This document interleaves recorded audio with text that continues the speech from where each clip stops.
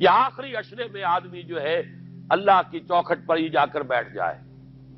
اپنے معمولات کو توڑے۔ اعتکاف کی روح یہ ہے کہ یہ جو ہمارے معمولات ہوتے ہیں، روٹین، یہ بھی غفلت پیدا کر دیتے ہیں۔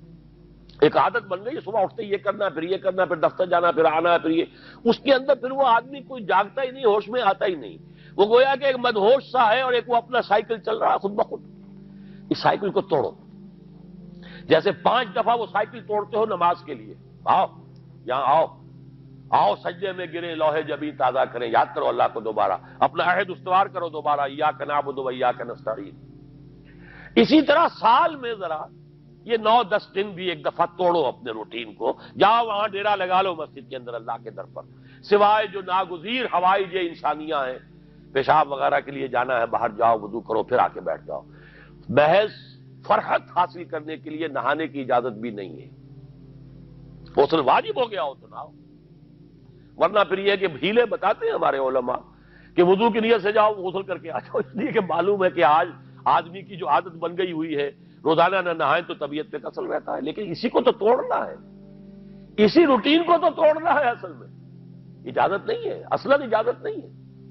آپ جو ہے جو بھی ناگزیر، ہاں اگر آپ کو فرض کیجئے کوئی ایسی شکل ہو گئی ہے، رات کو آخر سوئے تو ہے، سونے میں بدخوابی ہو گئی ہے، نہانا ہے تو جاؤ نہاؤ، ٹھیک ہے، غسل واجب ہے نہاؤ، اور یہ کہ پیشاب کی بہانے کی حاجت ہے، جاؤ پوری کرو، وضو کرو، واپس آ کے بیٹھو، چاہے یہاں سو، یہاں ذکر کرو، یاد کرو، جو کرو کرو یہاں پہ، لیکن اور اس میں بھی خاموشی۔ وہاں ہمارے ہاں آج کل اس کے اندر بھی بڑے لمبے لمبے چوڑے پروگرام شروع کر دیتے ہیں، لوگ بیٹھے ہیں گپ بازی کر رہے ہیں۔ میں نے خود میدان عرفات میں لوگوں کو تاش کھیلتے دیکھا ہے، تاش عرفات میں۔ میں نے سنا یہاں پر اعتکاف میں تاش کھیلے جاتے۔ آپ بالکل نوجوان چھوکرے، فضیلت سنی اعتکاف کی، ویسے بھی گھر سے بھاگنے کو وہ جی چاہتا ہی ہے، کچھ دنوں کے لیے نکلے اس گھر سے، مسجد میں آ کے بیٹھ گئے، وہاں پہ گپے بھی ہو رہی ہے، لطیفہ بازی بھی ہو رہی ہے، تاش بھی کھیلے جاتے، یہ اعتکاف ہو رہا ہے۔ یہ اتنی ہلکی شے نہیں ہے اعتکاف، یہ تو اس عبادت کا، رمضان میں جو روح بیدار ہوتی ہے یہ اس کا کلائمیکس ہے، بہت بڑی عبادت ہے، لیکن اس میں لو اللہ کے ساتھ لگی رہے، لوگوں سے نہیں، تنہائی، غور و فکر، یا قرآن پڑھو، ذکر کرو، نوافل پڑھو، یا سوچو کچھ، جیسے حدیث میں آتا ہے وَأَن يَكُونَ نُطْقِي ذِكْرًا وَنَظَرِي عِبْرَةً وَسَمْتِي فِكْرًا، میرا دیکھنا ہو تو عبرت کا دیکھنا ہو کہ ہر شے سے میں سبق حاصل کروں، اور میں بات کروں تو اللہ کے ذکر پر مبنی ہو میری بات، اور میں خاموش رہوں، وَسَمْتِي فِكْرًا، غور و فکر، تفکر و اعتبار، جو حضور جا کر غار حرا میں کیا کرتے تھے وہ اعتکاف تھا حضور کا، مکی دور کا اعتکاف، تنہا بیٹھنا۔ اور یہ روایت مجھے بعد میں معلوم ہوا کہ یہ بنو ہاشم میں یہ روایت تھی، حضور کے دادا بھی جا کر وہاں پر غار حرا میں بیٹھا کرتے تھے، یہ ان کی ایک خاندانی روایت چلی آ رہی تھی، یہ جگہ تھی، اور وہ جگہ ایسی ہے عجیب سی، اب تو خیر بڑی بڑی عمارتیں حائل ہو گئی ہیں، ورنہ میں نے جب پہلا حج کیا تھا سن 62 میں، تو میں نے اس وقت جا کر دیکھا تھا واقعتاً سیدھا کعبہ نظر آتا ہے وہاں سے، اور کچھ درمیان میں نہیں، جیسے اس کو سلٹ لیمپ کہتے ہیں، وہ غار ہے ہی ایسی کہ سامنے ایک دراڑ سی بس کھلی ہوئی ہے، یہ اس کے اندر سے وہاں بیٹھ جائیے، سیدھی نگاہ خانے کعبہ پڑ جاتی تھی، تو کعبے کا مراقبہ بھی کیا جا سکتا تھا وہاں بیٹھ کر، دیکھنا، کعبے کو دیکھنا عبادت ہے، اور پھر اس یکسوئی کے ساتھ کوئی نہیں، کعبے میں ہے تو نہ معلوم کیا کچھ اور ہو رہا ہے، لیکن یہ کہ وہاں تو آپ بیٹھے ہوئے، وہ اعتکاف،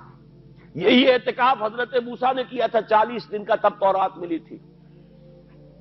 یہی 40 دن کا روزہ کیا رکھا تھا، یہ اگرچہ قرآن میں مذکور نہیں ہے، حضرت موسیٰ کا تو قرآن میں مذکور ہے،